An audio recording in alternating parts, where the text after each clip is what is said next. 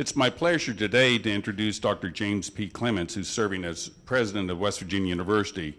President Clements believed that great universities must operate on principles of shared governance and community engagement in order to solve problems.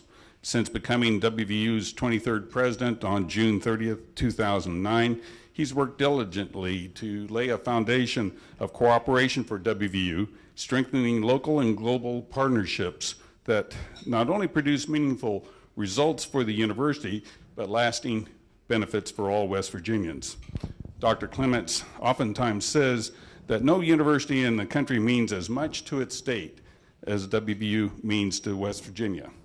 In order to fortify that relationship, he plans to continue positioning the university as a 21st century land-grant institution, providing innovative academic and wellness programs for students, technologically advanced research for use around the globe, and substantial service and healthcare initiatives for the community.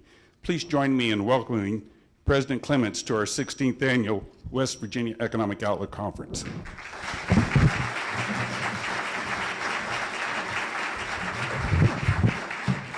Good morning. Can you hear me in the back? Tom, thank you for testing out the microphone and getting it warmed up for us. Good morning. It's great to be with you in our state's capital this morning. As you know, today is Veterans Day, and let us never forget the importance of honoring those who have served our country. Would you please join me in saluting those who have protected our freedom with a brief moment of silence?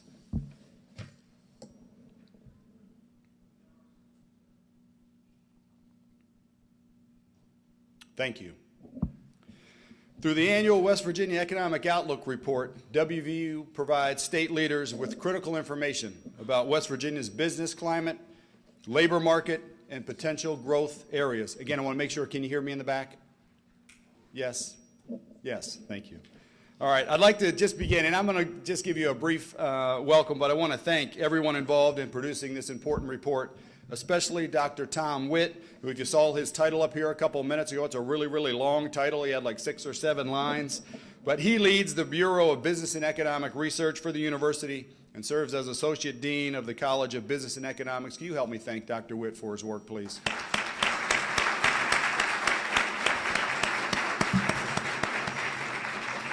A lot of effort goes into this, and I know we're going to be excited about some of the things we hear and then concerned maybe about other things, but the data is important. It's important we put the data on the table.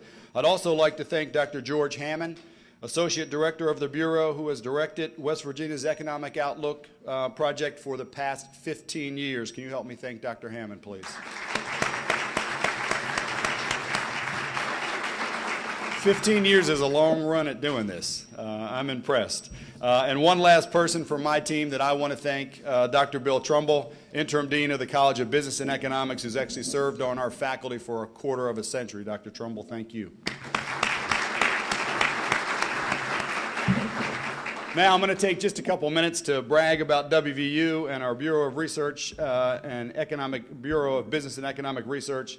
They've been playing a vital role for years in West Virginia's economic life.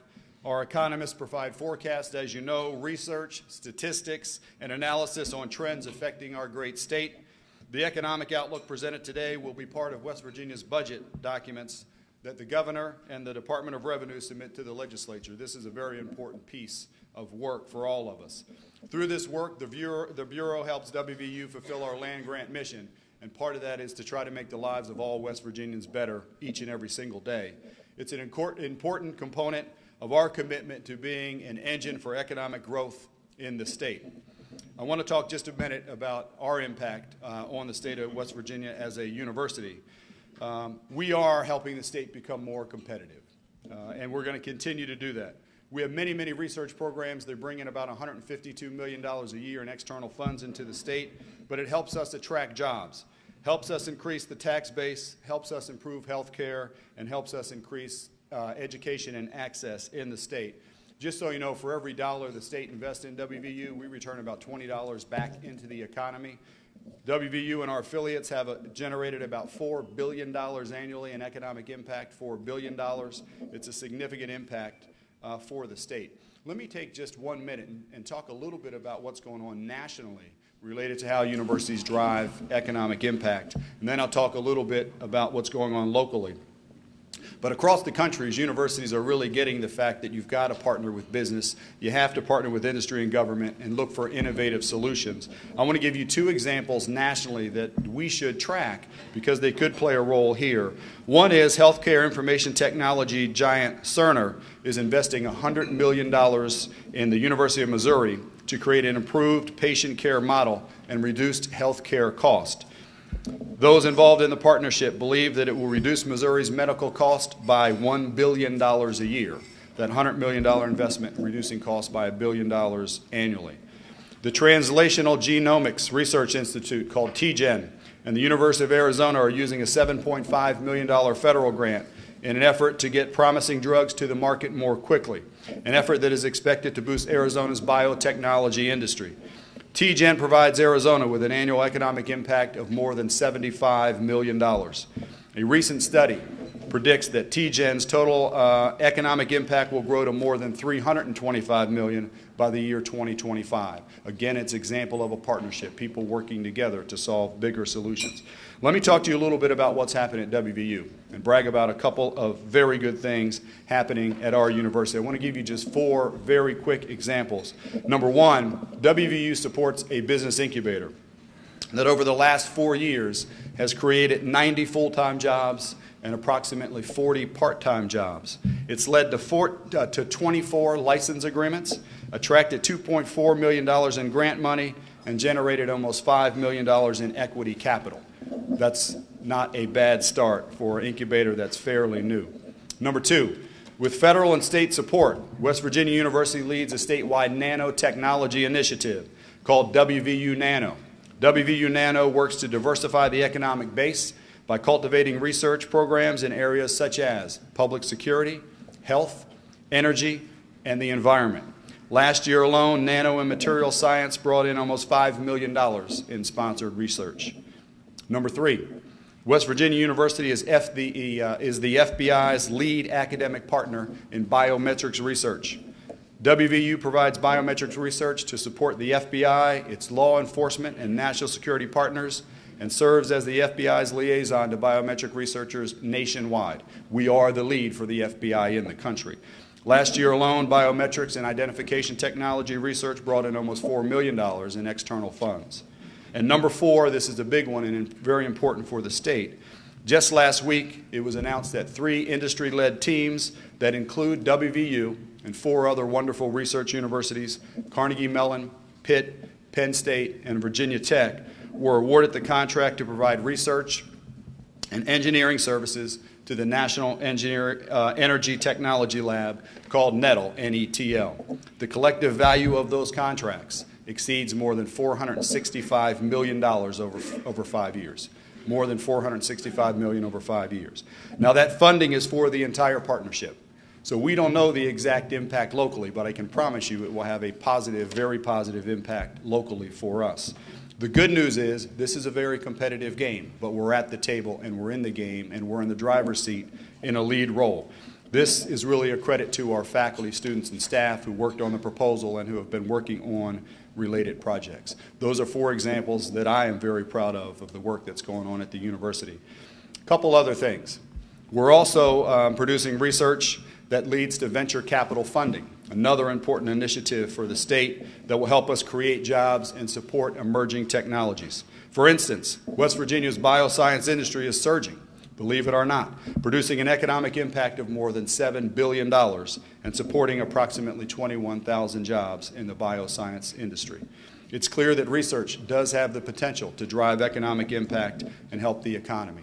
You know, I'm new to the state, as you know. I've only been here for about 5 months. But one thing I can tell you I'm extremely grateful for is the Research Trust Fund that the governor and the legislature set up to help us strengthen our research capacity in the state. It is a very important initiative for us long term.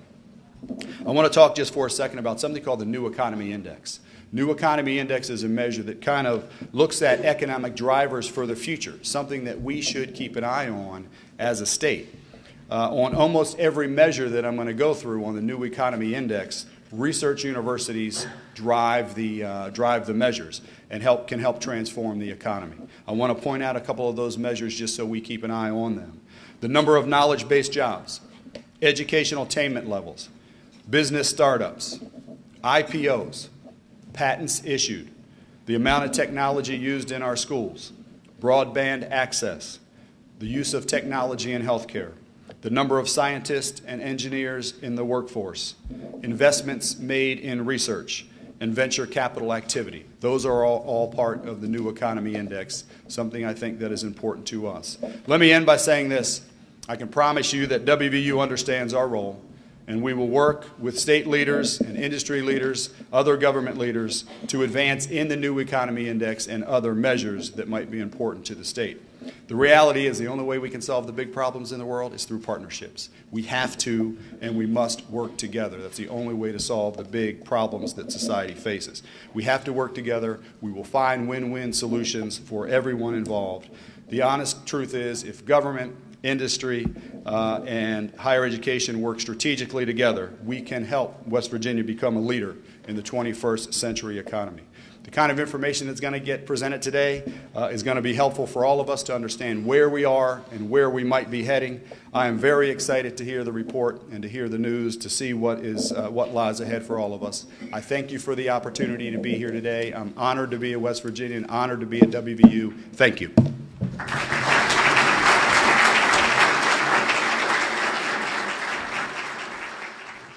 First talk about the U.S. economic outlook. And joining us today, as he has for several years, is David Weiss, who's the chief economist at Standard & Poor's. The details in terms of his biography are included at the back. I won't go over them in much detail, but I do want to point out that David is one of 54 economists that are quarterly surveyed by the Wall Street Journal on their views of where the economy is going. And so you can actually see on the Wall Street Journal website how his forecasts compare with other economists. And today we'll learn from David what his outlook is for the U.S. economy. Please join me in welcoming him back to Charleston. Thank you.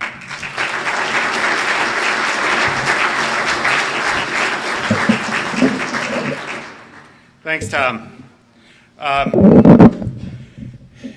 Actually, they're doing the Wall Street Journal survey monthly now, so it's even worse. This has been the longest and deepest recession since the 1930s. And that's the good news. At least the has-been part of it is the good news, because I think it is in the past tense. We believe the recession is over, that we have seen the bottom, but I do think it's going to be a long and slow recovery. You get a lot of questions on that because, first of all, people say, how can you say the recession's over? Things are still bad. Well, the recession is over when you're at the bottom. The bottom isn't the good times. The bottom's the bottom when things are at their worst. And it's going to take a while to get back to normal. They also say, well, what's turned around? What's going good that makes you think that it's over? And that's the wrong question, too. Because at the bottom, it's not that things start getting better. It's really that things stop getting worse. And that's most of what we're seeing right now. The housing sector was the big driver of this recession. We saw housing take a dive. Starts are down almost dropped over 75% from peak to trough. They now seem to be stabilizing. They've come up a bit from their April lows. We're seeing some extra home sales, suggesting that that's no longer subtracting. We're now actually seeing some positive signs in home building, in home sales. The consumer has calmed down. The panic that was there 6 months ago has dropped off, and people are buying again. They're coming back to the shopping malls. They're still a bit shell-shocked, not to mention broke, but they're not as scared as they were a while ago. And most importantly, in financial markets, again, 6 months ago, last fall when I was speaking here, it was full-scale panic. Everybody was convinced that it was the end of the world. Now, the panic is gradually being replaced by fear. And things are getting back to something more resembling normal. And that's what ends a recession. I think, however, it's going to take a while to get back, because the last couple of recessions, the world was led into recovery by the American consumer. And I just don't think the American consumer has the ability to increase spending the way we did back in 2002 and 1992 to get out of those last two recessions. That doesn't make a recovery impossible. It probably will make it slow. Problems began in the housing market. It's a long story by now, but basically, the housing problem was really simple. We built too many houses at too high a price. And the reason we did it was simple. Housing was cheap.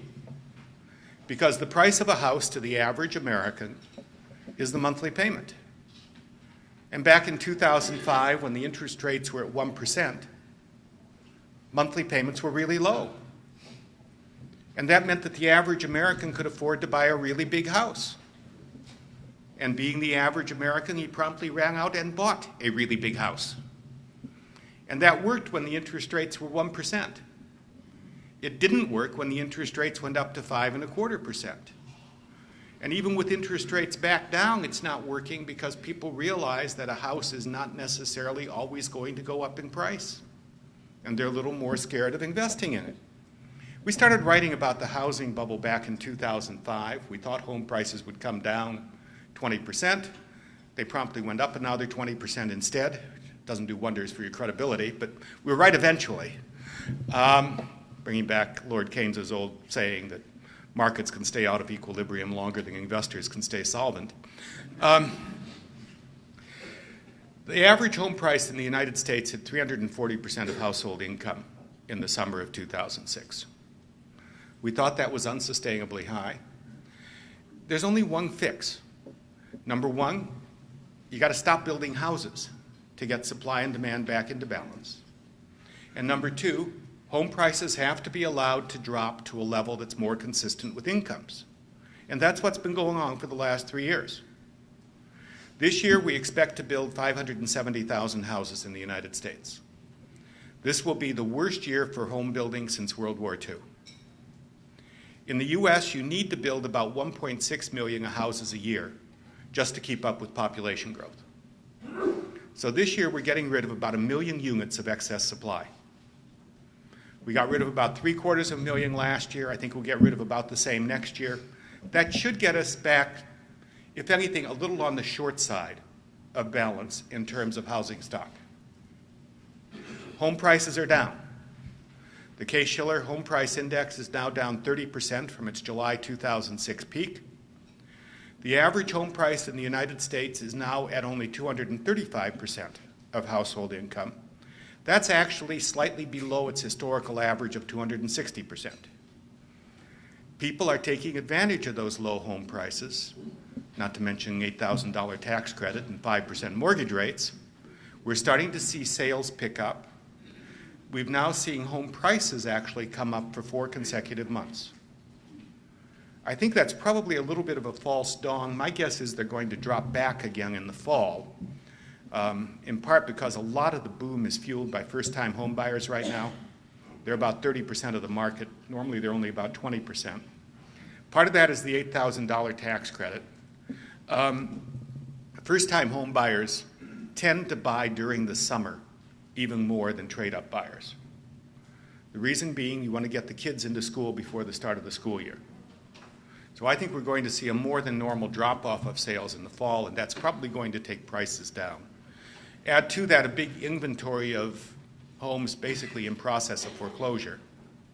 And I think that'll push prices down another 5 to 10% in the fall and winter months. But still, the worst is over. Home prices are low. They're actually cheap right now. Please go out and buy a couple of them. A couple of things to note. Number one, this was not a U.S. phenomenon. The housing bubble was a worldwide phenomenon because it was driven by the same thing everywhere. Interest rates were low, not just in the U.S., they were low around the world. The glut of world savings that Ben Bernanke talked about 4 or 5 years ago was real. Interest rates dropped everywhere. People everywhere react the way they do in the United States. If you can buy more house, you go out and buy more house. In the United States during the bubble period, roughly 1997 to 2005, home prices went up 72%. That was almost exactly the average of the major industrial countries.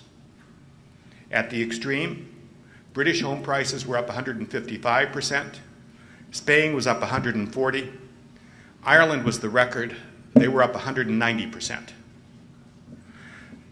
If we had bubbles everywhere, why are we only having problems in the United States? And the basic answer to that one is because you're reading US newspapers. If you go over to Ireland, where I was last month, you'll realize their problems are at least as bad as ours. They've got an even worse recession going than we do. Every bank in Ireland is now under government control. UK, the first bank to fail in this crisis was not in the United States, it was in Britain, Northern Rock. These countries are having the same kinds of problems that we are. They show up a little differently because the mortgage markets are different, and also because they don't let people walk away from mortgages quite as easily as we do. But all of that, this is a global problem. It's occurring in almost every country. Within the United States, however, we talk about it as a national problem, but if you actually look at it, most of it's regional. The home price decline right now is concentrated in two regions, the Rust Belt and the Sun Belt. In the Rust Belt, Detroit's the poster child. The problem in Detroit really didn't have anything to do with the housing bubble, because Detroit never had a housing bubble. During the good years, prices were only going up 3% a year. So it's not that prices got out of line. What happened in Detroit is nobody's got a job anymore. People are getting laid off. They're leaving the city. And that means there are more houses than there are people. That's really bad for home prices. The median home price in the city of Detroit during the second quarter dropped to $20,000. That's 2/3 the price of the average automobile. The reason being you can't drive the house out of Detroit. This is going to continue to be a problem until you figure out how to get jobs into Detroit. It's not going to be solved by anything we do in the mortgage market. It's only going to be solved by creating jobs in Detroit, and that's a longer and more difficult problem. I was actually on a panel with former Governor Wise of West Virginia, and he was saying that when he grew up, the essential thing in West Virginia is you had to learn the 3 R's: reading, writing, and Route 38 to Detroit. You're now discovering Route 38 runs both ways. The other problem was the Sun Belt. This is where you had the real housing bubble. In places like Miami, Tampa, San Diego, Phoenix, prices were going up 20% a year. Miami prices almost tripled during 2000 to 2006. Prices got way out of line with the nationally, we're worried that the average home got up to 340% of household income. In San Diego, it got up to 1,400% of household income. All of the major California metropolitan areas had ratios of home price to income above 10. Those are not sustainable levels. And that's where we've seen the biggest price drops, other than Detroit. We're seeing prices down 40 to 50%. Two cities, Phoenix and Las Vegas, have dropped more than 50% in home price. I don't know if it's over there. The encouraging thing is that in those areas like Los Angeles and San Francisco, where the home prices got high, but where you have a lot of people actually working, living in the house, home prices are starting to turn back up again. The other areas, though, you've got a basic problem. What do these cities have in common? Good weather. People like to live there. A lot of retirees. A lot of second homes. A lot of investment properties. Great ratings for Flip That House on television. A lot of these houses were bought as investments or as second homes, not as primary residences. Servicers told, I think, a survey from the Mortgage Bankers Association said that 40% of the foreclosures last year were non-owner occupied. One of the servicers told us that when they went back and checked the original mortgage records, 95% of them had said they were owner occupied when they took out the loan. But you know, people lie, especially if you offer them a lower mortgage rate and a lower down payment. That's where you're really seeing the foreclosures right now and the defaults. Because let's face it, if you bought an investment property in Miami in 2006 for $500,000 and you took out a $490,000 mortgage on it, which would have roughly been the average for subprime loans back in that period, and the price of that property is now down to $250,000, what would any rational investor do? You put the keys in an envelope and you mail it back to the bank. People aren't doing that because they're stupid. They're doing it because it is the rational business decision to make. They are basically treating the mortgage as a put option on the house. The option's in the money, you exercise it. And in states like Florida and California, you can do that at virtually no cost because the lender has no recourse beyond the house. So it's going to continue to happen. People aren't dumb. Home buyers aren't dumb. Arguably, they're substantially brighter than the guys who gave them the mortgage in the first place. You can see that that's where the foreclosures are concentrated. If you look at the 4 high states in foreclosure rates, those that are over 2%, it's the 4 logical suspects: Florida, California, Nevada, Arizona. Outside of that, mortgage rates are up, but in most cases not severely. Georgia's a bit of a special case, but foreclosures are pretty much concentrated in those 4 states and the slight surrounding, and then of course a little area up in the Great Lakes where houses are being foreclosed because people can't make the payments, not because they don't want to make the payments. The Fed responded to this by cutting interest rates. They cut the federal funds rate down to 0 at the end of 2008. That's sort of typical behavior for the Fed. Problem is that's about as low as you can shove the interest rate.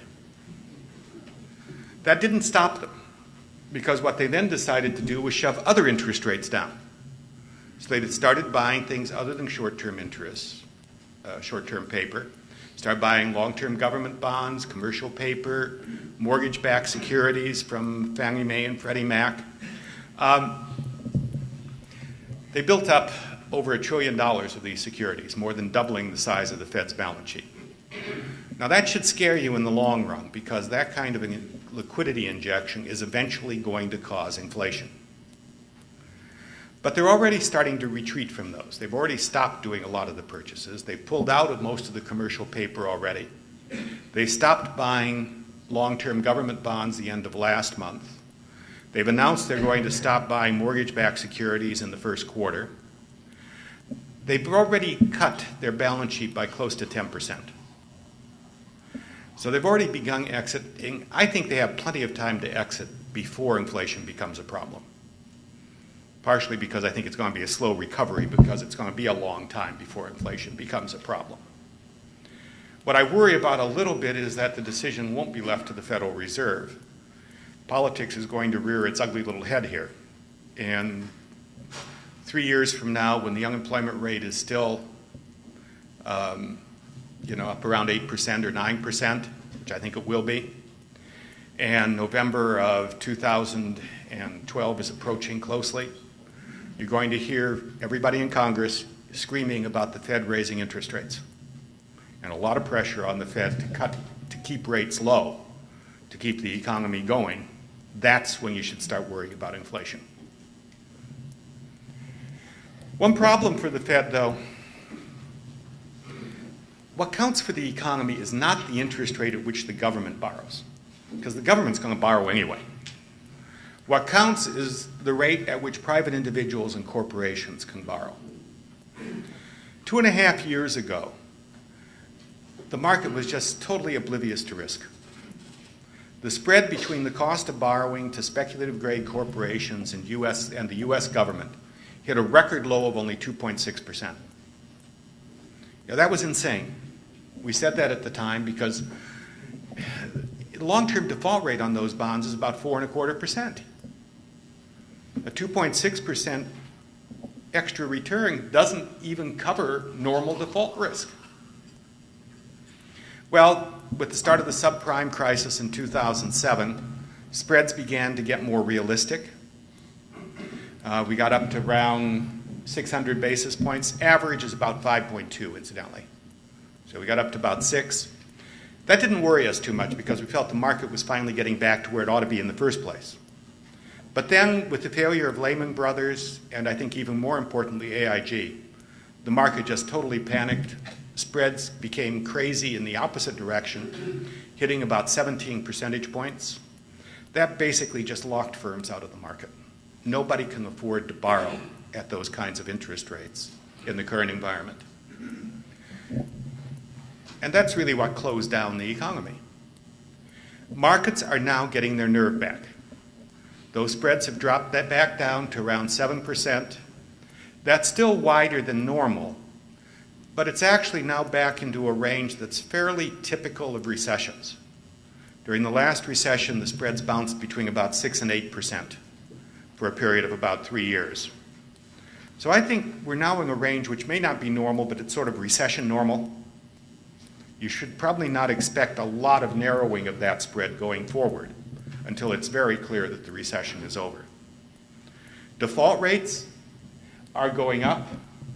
They're still below the rates that we hit in the last recession. I think they're going to exceed the rates that we hit in the last recession, though, because this is a worse recession. But that always lags. Even if the recession is over now, which I think it is, default rates probably won't hit their peak until the second half of next year. And we're expecting 13 to 14% default rates in these securities at that time. It's going to cost us a lot of money to get out of this. We're bailing out the banks, we're bailing out the insurance companies. We've already put in about $1.5 trillion. We expect it's going to get up. The total TARP funding is about $2 trillion. There's still a couple of $100 million they've got to spend. That's about 11% of US GDP. That's a lot of money.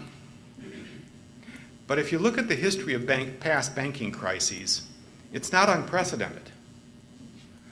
Japan, for example, during the 1990s ended up spending nearly a quarter of their GDP on bailing out their banks. South Korea, after the Asian currency crisis in 97-98, ended up spending nearly a third of their GDP. It's expensive, but it's doable. Past history suggests we should get most of the TARP money back. The part we loaned the banks, I think we'll get back more or less completely. The problem is 2 big piles of it you're not going to get back. Pile number 1 is the roughly $75 billion we loaned to car companies. I don't expect to see that money again. The other part is the roughly $200 billion that went to AIG. I don't think that money is going to reappear and be paid back at any time in the future, quite frankly. People think of this as a banking crisis. One thing you have to understand, this was not a banking crisis. The banks have actually come through this in reasonably decent shape. And when they did not come through it in decent shape, they were handled with very little damage to either the taxpayer or the financial system. We lost 2 big banks, Wachovia and WAMU. They were both done with assisted takeovers by the Federal Reserve that will end up costing the taxpayer nothing because they're going to be taken care of by FDIC levies on other banks. Banking system pays for the closings. The problem, as always in these crises, has been in the financial institutions adjacent to the banks that compete with the banks. It was Lehman Brothers, it was Bear Stearns, and most importantly, AIG, which really created the failure here. That's typical because nobody had oversight of those facility people. Nobody was really watching them. AIG is the perfect example. AIG is an insurance company. Insurance companies in the United States are regulated at the state level, not the federal level. The lead regulator for AIG turns out to be the Insurance Commissioner of Pennsylvania. Does anybody in the room know who the Insurance Commissioner of Pennsylvania is? More importantly, does the Insurance Commissioner of Pennsylvania know what a credit default swap is? The Federal Reserve, when they closed AIG, identified 200 regulatory bodies around the world that had regulatory authority for AIG. When you've got 200 regulators, you have no regulator. The credit default swap operations, which were what brought them down, were being run out of London, which got it completely out of US control, aggravated by the fact that Congress, in its infinite wisdom, explicitly eliminated credit default swaps from oversight or regulation in 2004 under the Gramm-Leach-Bliley bill. Nobody had the authority to look at them. Nobody knew what was there, including, fairly obviously, the board of AIG. A lot of the problem that we're seeing here is an attempt to regulate a global financial system and global financial entities with local law. It doesn't work, because you can always play off regulators, you can always find the laxest regulator, and there's always somebody who's going to cooperate and be lax in order to get your business. Until we get much more consistency of international regulation and reporting requirements, we're not going to solve this problem. And unfortunately, my feeling is none of the legislation in Congress addresses that basic issue. That's my preaching for the day. This has been not only the deepest, but probably also the most simultaneous recession around the world that we've ever seen. January of last year, I expected to see a recession. I called it a recession. But we thought at that point that would be a fairly normal-looking recession, maybe a little longer than usual. And through the third quarter of last year, it looked like it was playing out that way. We were in a recession. Most of the countries were going down. Remember, 2008, they were talking about decoupling. And I said at the time that was a dumb idea. It turned out to be even dumber than we thought, because everybody has moved in lockstep here. And through the third quarter of last year, everybody was going down and basically down this sort of gentle, grassy knoll. And then all of a sudden in September, it's like we all in lockstep walked off a cliff together. It's probably the biggest exercise in synchronized sinking we've ever seen. Everybody took a dive and dove by about the same amount. US dropped about 1.4% in the fourth quarter. Europe was down 1.5%. Japan was the champion. They dropped over 3%. First quarter looked pretty much the same. And now it looks like we're coming out of it pretty much together. US was up 0.9%. That's at a quarterly rate, 3.5% at an annual rate. In the first quarter, in the second quarter, in the third quarter, let's get this right, UK was still down. It looks like both Japan and Europe will be up in the third quarter. So we're coming out of this together too. For a while, we thought that the emerging markets would escape the recession.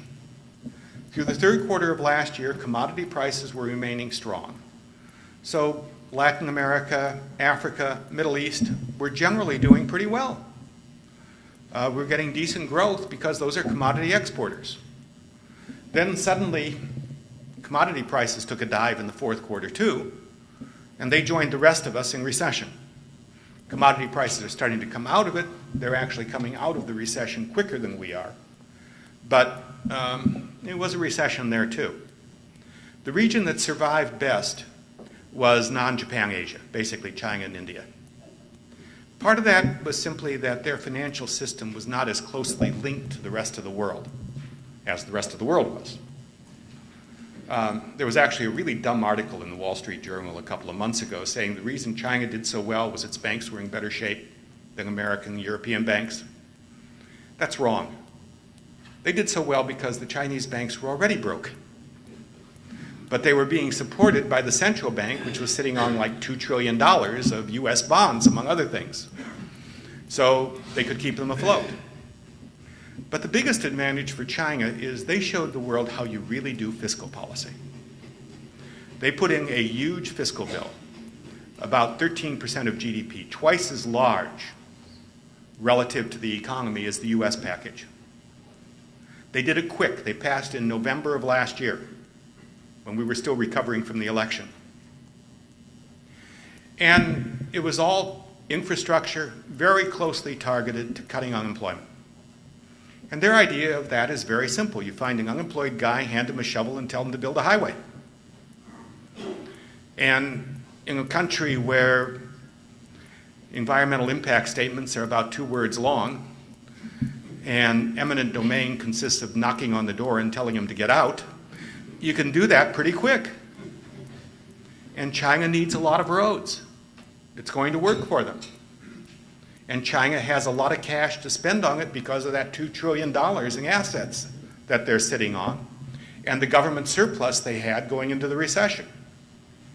Shows you why you really need to have surpluses during good times so you can afford to spend the money in the bad times. Never been very good at that. So they spent a huge amount. Once you get beyond China, you see a lot of divergence in the size of these packages, though. U.S. put in a package a little less than 6% of GDP. France and Germany had very small packages, 1 to 1.5% of GDP. So far, there's not a lot of evidence that these packages have made much difference. The U.S. recession does look like it's going to be a bit milder than the European recession, but it's coming out at about this. Europe's coming out about the same time as we are. Basically, all the countries spent a fairly similar amount of money on fixing the financial problems. But I think what we're seeing is a good lesson that when you've got a problem, the thing you got to do is fix the problem. Anything you do in addition to that is secondary. What happened here, financial markets crashed.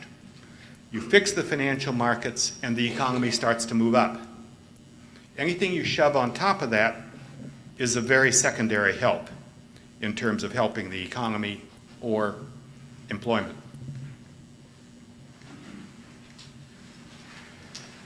It should be noted, though, that despite the talk about the deficit in the United States, most of the deficit does not have much to do with the stimulus package. This year, this last fiscal year, fiscal 2009, the stimulus package added a little less than $400 billion to the deficit. That's about 3% of GDP. So the deficit got up to about 11% of GDP. But even without the stimulus package, it would have been about 8% of GDP. So, it was about 1.4 trillion total. Without the deficit, it would have been about $1 trillion without the stimulus. Most of the deficit comes from the good old-fashioned problem that nobody's collecting any taxes because nobody's got any income. So if you're not earning money, you're not paying income tax. If corporations are losing money, they're not paying profits taxes. If the stock market's going down, there's no capital gains taxes to collect. Tax revenues take a dive during recessions, and they tend to lag coming out of recessions, in part because in April we're going to be paying taxes on this year's income, not next year's income. So the deficit would have been enormous even without the stimulus package. And it's because I think it's going to be a slow recovery, it's going to be hard to get that deficit down, especially since us baby boomers are rapidly approaching retirement age. The leading edge of the baby boom turned 63 this year. That's average retirement age in the United States, or was before our 401k plans turned into 201ks. I think the baby boomers are postponing retirement, which is one reason why the unemployment rate has gone up more than we expected. But eventually we're going to stop working, and we're going to start collecting Social Security, we're going to start having our health care paid for by the government, and that's going to put a lot of pressure on government spending at a time when the deficit is still huge.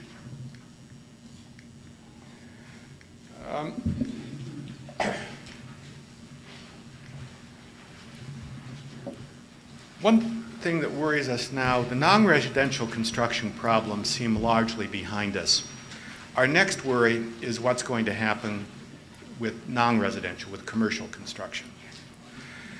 Commercial properties lagged going into the recession. They will also lag coming out of the recession.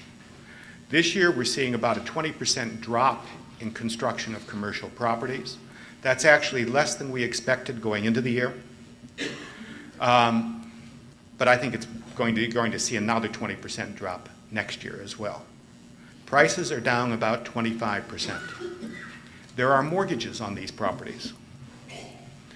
It's going to be very difficult to refinance those mortgages because they tend to be short-term mortgages. Unlike residential property, most commercial mortgages are about 5 years long. So they come up for renewal fairly frequently. We were lucky this year because just by accident, there was a relatively small number of mortgages coming up for renewal. Next year, we've got over $1 trillion of mortgages up for renewal. Fortunately, commercial mortgages, unlike residential mortgages, were financed in a relatively rational manner, in part because we learned our lesson back in the late 80s about 100% loan-to-value ratios. Loan-to-value ratios tend to be in the 70 to 75% range, so there aren't a huge number of losses, but if you had a mortgage at a 75% LTV ratio and the price of the property is now down 25%, how do you refinance it? You don't have any equity left in the property. What we're seeing, and I think what we'll continue to see, is banks refinancing them anyway. Because the last thing the bank wants is to take over the property and have to sell it, as long as there's a reasonable prospect of the cash flow supporting the mortgage. And given how low interest rates are, that's not unrealistic, even with higher vacancy rates. But we're not going to see much new construction. We've lost over 8 million jobs in the country since December of 2007. That's a lot of empty office space.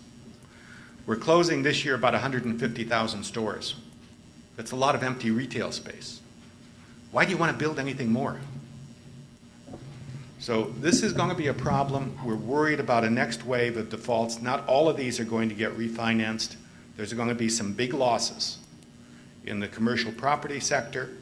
That's going to hit, incidentally, small and medium-sized banks harder than the big banks, because that's where most of those mortgages are concentrated. But overall, it's really the consumer that will determine how fast this recovery goes. As I said earlier, the consumer has really led the world out of the last two recessions. And we've done it in the good old American way, by living beyond our means. After both the last two recessions, we went on spending sprees based on lower saving rates, more borrowing. I'm not sure we can do it again. For one thing, in 2007, going into this recession, we started with a 1.7% saving rate. How do you cut the saving rate from there? Household debt hit a record 136% of after-tax income in 2007. How do you go up from there? We've now had 4 quarters in a row where household debt has been reduced. That has never happened before in U.S. history, or at least since we've been keeping track of it. People have brought their debt down from 136% down to under 130%. We expect them to continue to come down slowly over the next couple of years because people are getting more cautious about borrowing. And banks are getting a lot more cautious about lending too. So I just don't see how you can get that spending spree coming from the consumer that will lead this expansion. Now, we were worried that people would save too much and prevent the recovery altogether. That doesn't seem to be happening. The saving rate in September was 3.3%. And yes, that's almost double what it was 2 years ago, but it's still ridiculously low. We think the saving rate will stabilize in the 3% range. But there is worry that it'll go up from here instead of flattening out. Historically, before 1990, the saving rate in the United States averaged 9%. If we go back to that, it's going to be darn hard to get any expansion going. It's what Keynes called the paradox of thrift. We know we should be saving more. As individuals, we'd all be better off saving more. As a country, in the long run, we're better off saving more. But in the short run, if everybody's saving money, nobody's spending it. And if nobody's spending it, nobody's producing anything, and nobody's got a job to save out of. So, you know, it's a problem for economists. It's a trade-off between the long run and the short run. And basically, we end up praying with St. Augustine, Lord, give us chastity, but not yet.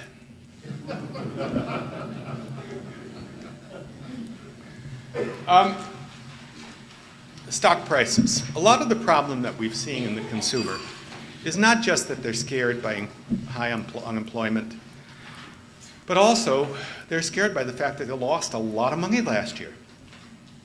Between the decline in stock prices and the decline in home prices, the average household lost nearly 20% of its net worth in 2008. That's essentially 1 year's income. And they're not as rich as they thought they were. With retirement looming, that's scaring people. And that's one of the factors we think will keep the saving rate up. On the good side, the stock market has started to turn up. The timing has been pretty classical. The stock market hit bottom in March. Normally, the market leads the economy by 5 to 6 months. So what that says is the market was expecting an August, September bottom to the economy. Looks like they got it about right.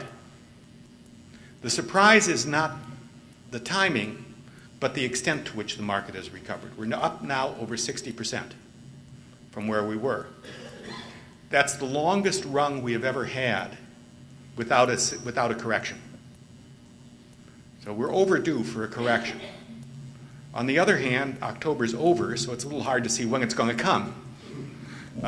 So I'm not sure we're going to get one in the near future. A caution here, the market went down 60% during the bear market. It's now up 60%. That does not mean we're back to even. We're still down 30% from where we were at the peak. So, sometimes people say, hey, the market's back. It's not back. We're still down about 1/3, almost 1/3 from where it was in 2007 at the peak. The other thing to note, I talked about this being the most synchronous recession in world history. The stock markets are making the economies look positively disorganized. I mean, you can see it day by day. New York was up on Monday. Did you even have to check the paper to figure out what Tokyo was going to do Tuesday morning?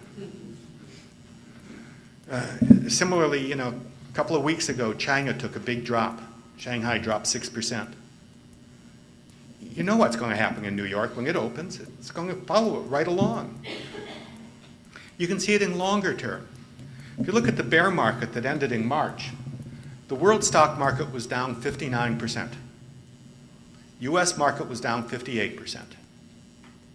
Every major market in the world was down between 40% and 60%.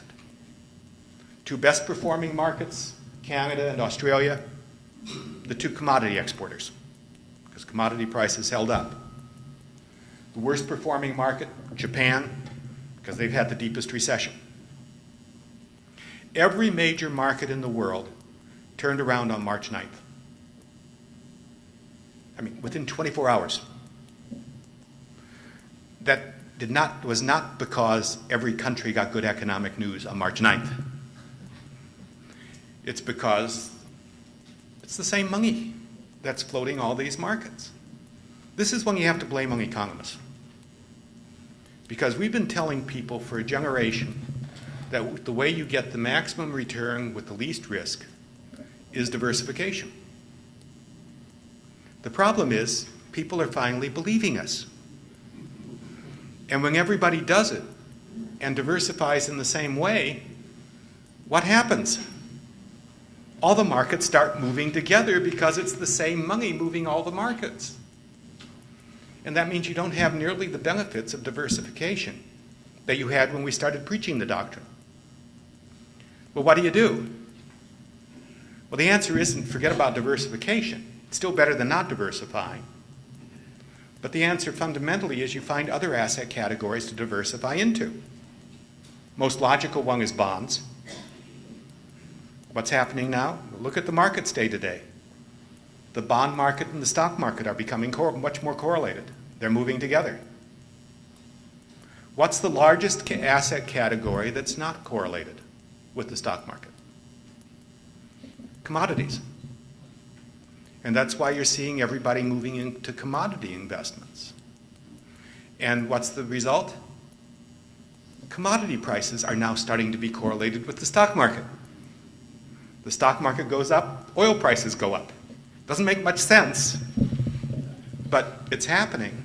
And, it scares me a little bit because unlike bonds, commodities are real and the prices actually affect what I do day to day.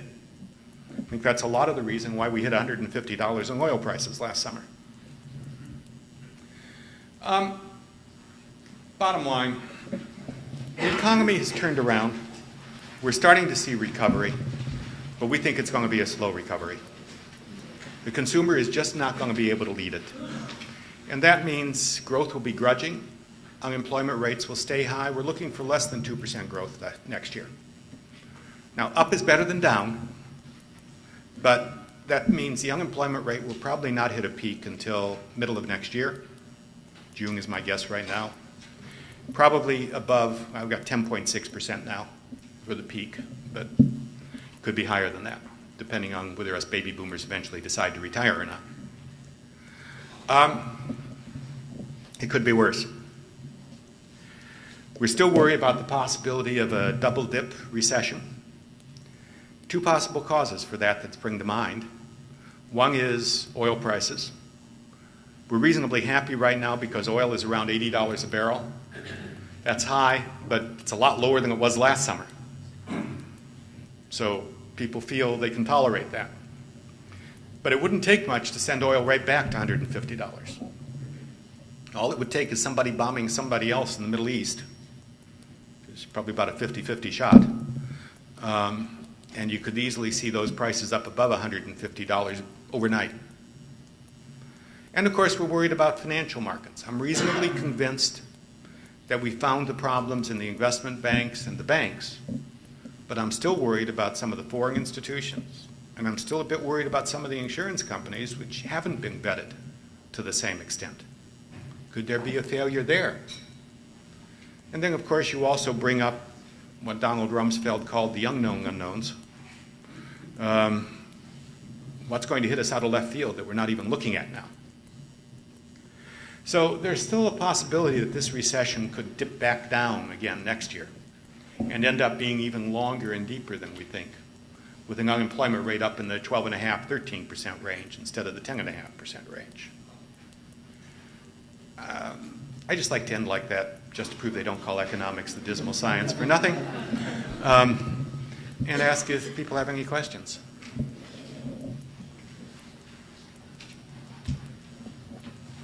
What do you see as the impact of the expiration of the tax cuts on the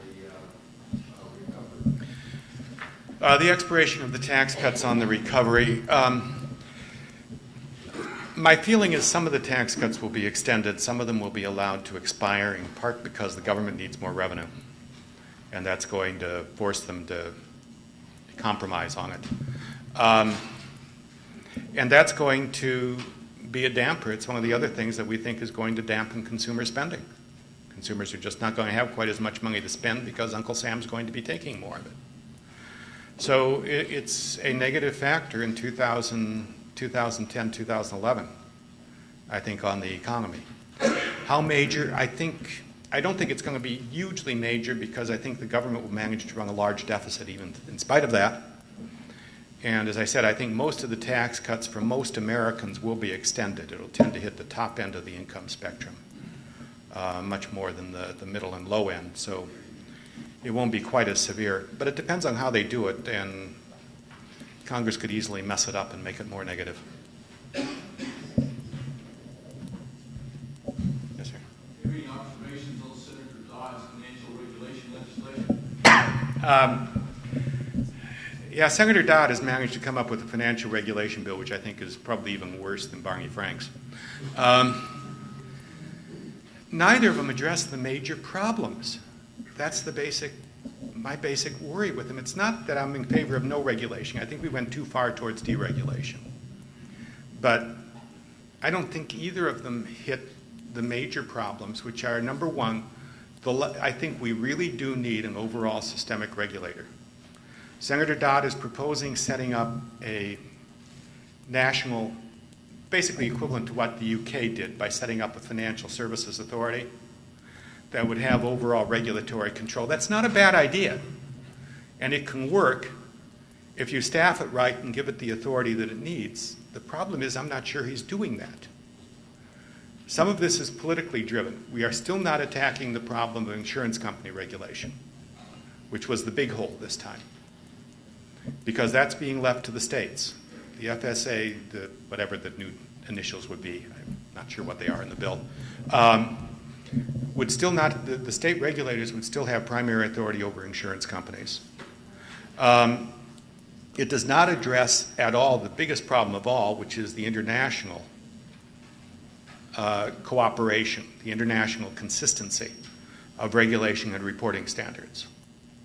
And that needs to be addressed. And it doesn't even address probably the most egregious, what I think is one of the stupidest issues, which is the conflict that you get between the SEC and the CFTC on regulation of derivatives and the underlying securities, which is stupid.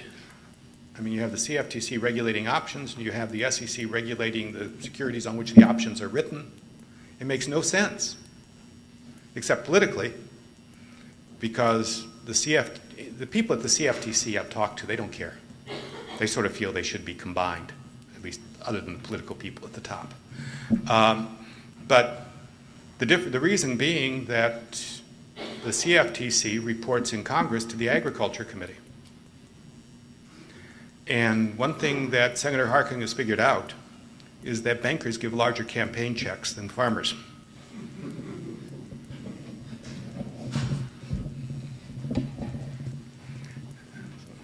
I shouldn't say that. Yes, sir. How do you feel the potential cap and trade issues will affect the government? How do I think cap and trade will affect the economy? Fundamentally, not at all, because I don't think it's going to pass. But ignoring that, it depends on how it's done. If it's done in a consistent manner around the world, it doesn't have a big impact on the economy. Everybody gets hit the same. The overall economy is very little affected by it. You probably get a slight reduction. Our estimate is around 0.1% a year, maybe 0.2% a year, on growth because of diversion of investment into environmental rather than, quote, productive purposes.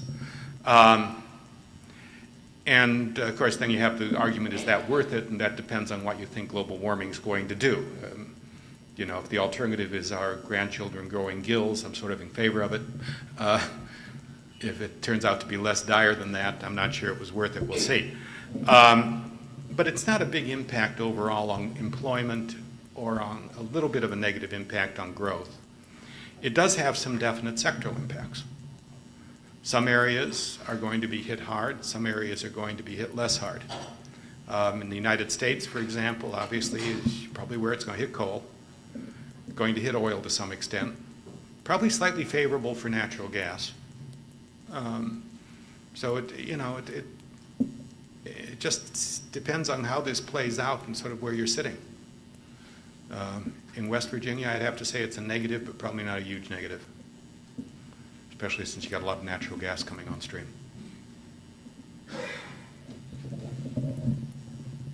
But it has to be global. I mean, one thing, China now generates more greenhouse gases than the United States. And you need to make this global in order to make it work. And I think you can get China on board at this point. But if you don't, it's not going to operate. Just the way the European system has really not done much of anything. Yes, sir. When are the large banks going to be able to start selling their foreign pieces of paper to secondary markets? When are the banks going to be able to sell paper back into the secondary market? Well, actually, they're selling mortgage paper into the secondary market now because they're selling it through Fannie Mae and Freddie Mac.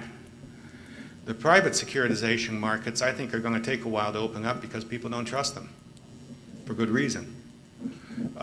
We've seen I think we will see the plain vanilla type of securitizations coming back fairly quickly. We've certainly seen, for example, credit card backed paper has generally done fairly well. It's having some problems now because they're worried about the new credit card bill in Congress, that reduces the rights of the bondholders on this paper. But assuming that gets handled by the FDIC on the regulatory process, I think that market is okay. The auto loan-backed paper has done fairly decently. I think the mortgage paper, the simple, plain mortgage pools will come back. I think it's going to be a long time before we see CDOs, synthetic CDOs, and all the fancy stuff coming back. And frankly, I think it's probably a good idea that it not come back. Yes, sir. You touched on a little bit with the emerging economies increasing demand for oil and the depleting nature of that resource reserves are down worldwide. We've cherry-picked all